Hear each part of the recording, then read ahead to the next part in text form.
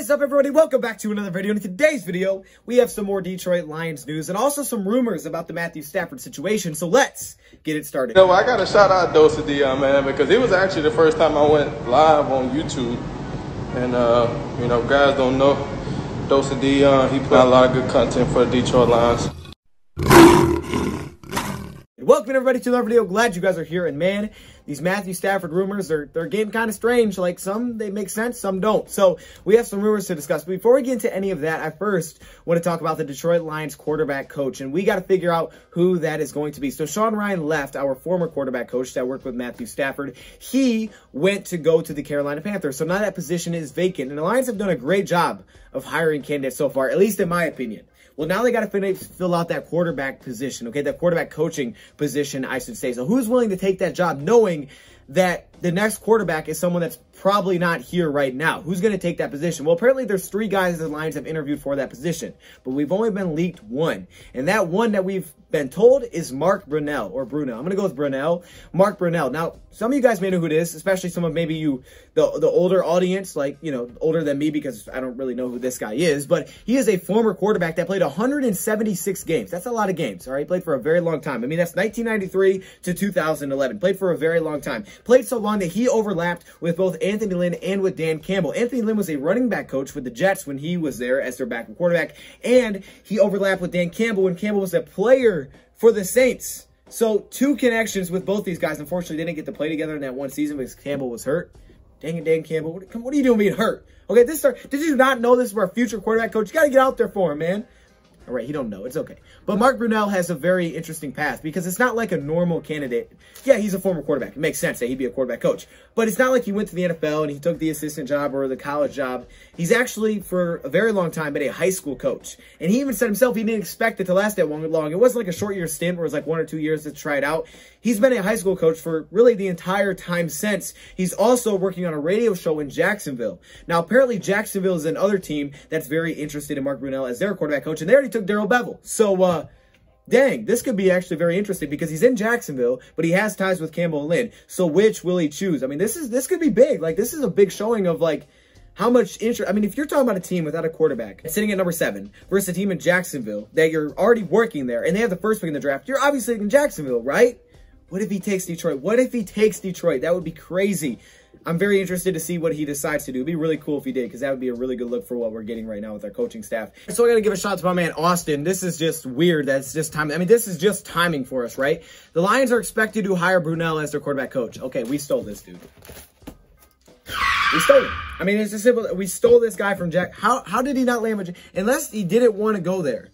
To me, this is a great sign. Does it not?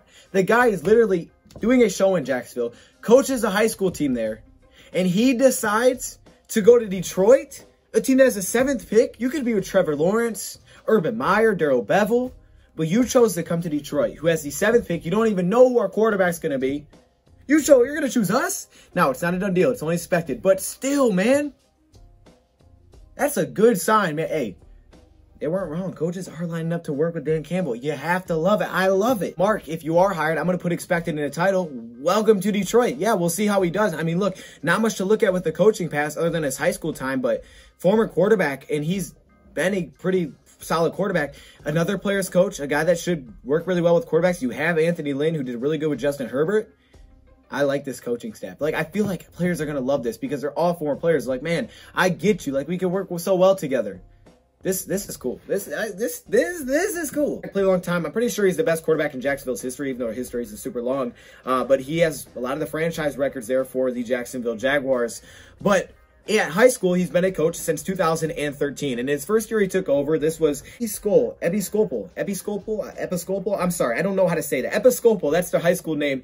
And he took over. First year they go 2-8. But since then, they've turned it around. 8-4, 6-5, 8-2, 4-6-1, 7-3, 10-2, 6-3. That's the most recent year I've seen. Oh, there's also 2019. Oh, wait, no, that's right. That's right. That's 2020. All right, so yeah. So they've turned it around ever since he's been there. But it's not like, okay, what do you do as a quarterback coach? There's really nothing to look at. I mean, high school, like, that's like a big difference. Could you imagine if you're a high school football coach left to take a job with the Detroit Lions? Like, I know it's probably already weird because, like, wow, you were an NFL coach and you're a head coach? Like, what? That's kind of weird. Now you're going to go work with the Lions or the Jacksonville Jaguars? Like, that's pretty crazy. So good for him. I mean, that's pretty awesome. And Matthew Stafford has a lot of weird rumors going on right now.